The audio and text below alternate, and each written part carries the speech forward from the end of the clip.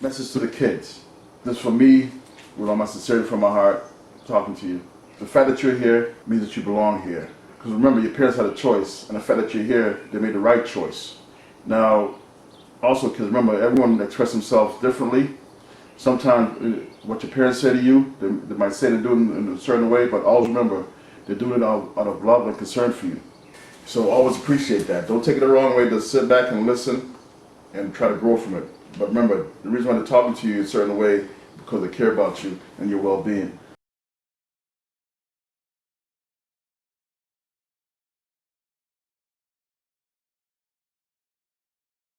Now, kids, I want to talk about respect. And the main thing is about respecting your parents and respecting adults. Your parents first. Your parents have nothing but your best interests at heart. They might express it the way that you want to hear it because you're thinking from a child's point of view. But from an adult's point of view, they have nothing but your growth and your well-being at hand. So always remember that. You might be upset, but once you walk away, either 10 minutes later or the next day or the next moment, you will realize that they care about you. And they might address it in a different way, but still, the main concern is that they're looking out for your growth. Also, with that being said too, I've seen a lot of kids, when they can't handle a certain situation, that the parents might say to them or do to them, they're quick to call the police. That's the last thing you want to do. What you want to do is get a second opinion from an older sibling or maybe an older adult, but never take it from your friends. Your friends have the same brain and mentality as you do, so they can't guide you the right and proper way. Always try to seek an adult advice as a second opinion. A school teacher or someone in your family that knows you and knows your parents. Always seek that advice first before you call the police. That's the last resort. And that's, if you do something like that, you want to be in the state where the parents is beating the hell out of you or doing something that is a major violation of you. Other than that, always seek a second opinion before you do that. And another thing too, as far as being successful, the only way you can be successful is finding the love within yourself, as I said. But not only that, once you find something that you like doing, there's plenty of ways to get role models. And one of the easiest role models to get is either adult, your grandparents, or better yet, a school teacher, or just, or just an adult. But also too, there's nursing homes, there's senior centers that's filled with talented people with nothing but spare time on their hand, and they'd love to share their knowledge and their experience with you. So the best thing to do is try to go there and volunteer, or just say, can I spend a couple hours and talk to a few of the guys? And it's something that you like, either football or any kind of sports or any kind of academic stuff, or just knowledge or science. It's an easy place to start. Also, always respect yourself. Remember that, that's key. Always respect yourself. If you don't respect yourself, no one will respect you. Okay? So focus on that. Respect yourself. Find the love within yourself so you can love yourself and grow from that. Like Shakespeare said, to thy own self be true. Therefore, find out what's real to you, find out what motivates you, and then from that, you'll see the world in a better light. You see the beauty within the world and the beauty within yourself. But always try to find love within yourself. Okay, that's a big statement, but in life, once you get it, it's a small statement, because from that, it will guide you throughout the world. But also, with that being said, from several kids I spoke to while I was doing this fact finding for this video, I spoke to several kids, and they're always depressed and sad, and didn't see any bright outlook for being, as far as being black, because everything positive, was made out, as far as being white, and everything bad was made out of being black. So I want to counter that to a certain extent. So with that being said, let me explain a few things. All right. So for example, black.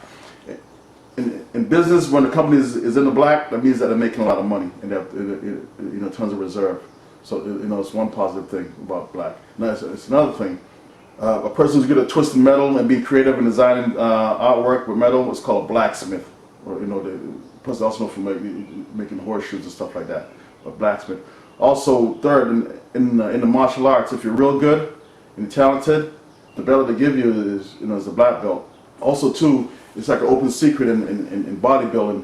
Like the darker the muscle tone is, the better the muscle shows. So that's also another positive thing about being black. there's tons of others. So, but those are a few just to get you guys started, just to let you know. And also too, there's some other stuff we're going to go into about like black heroes, because there's tons of black heroes that I've known and I've seen, that I've read myself as a kid and as an adult, and I've seen that on a daily basis also.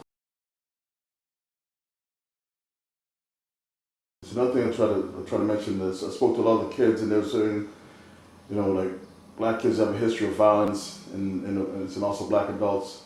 That's not true.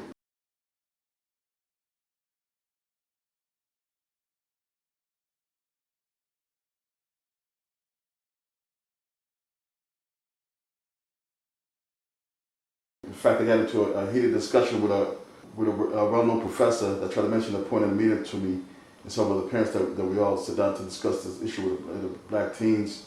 And he tried to say that black teens have a tendency towards violence. I said, no, that's a false statement you're making, and that's not right. So, and I questioned him on that, and I told him, I said, well, okay, most of the laws that's written in the book in this society is based on white on white crime. That's in the civil process and the criminal process. But not only that, most of the world wars that was fought in the world was white on white crime. In fact, if you go to Ireland, it's a white country, but they have the Protestants and Catholics fighting. The British fought against them.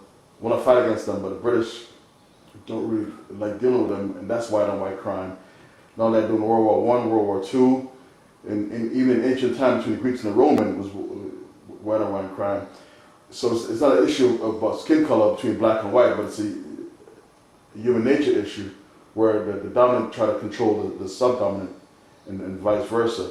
The conqueror, conqueree, prey, predator. It's just human nature. It's just the nature of the animals. So I want to emphasize that. So I don't say this stuff to be mean or mean-spirited or disrespectful to other cultures or other religion, but to try to blame or try to force into a young kid's head that is crime and fighting is only pertains to black. It's not true. So I want to kill that myth. I say this stuff for a young black kid to know that you are better, you can do better, and focus on doing better. Always focus on doing better. Yeah, people might try to hold you down, but don't use that as a negative. Use it as a positive. You know what? You can hold me down, but I can still every day I rise. Just like sunrise, I can rise, and I can learn, I can grow, and I can move.